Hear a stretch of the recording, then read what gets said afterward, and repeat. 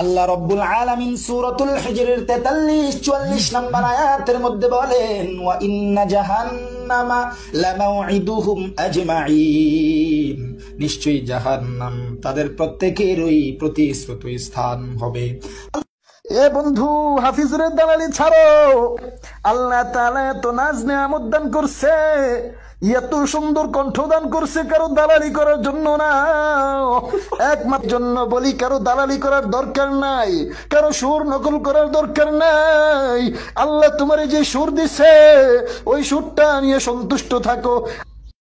এরে তুই যে আমারে নসিহত করলি, তোর গলায় তো হাফিজুরের আওয়াজ শোনা যায়। তুইও তো হাফিজুরের দালালি কইরা কইরা আরেকজন রে নসিহত দেস না, না আরেকজনের দালালি কইরা কইরা অন্য জন রে নসিহত দিস না। ভালো হয়ে যাও।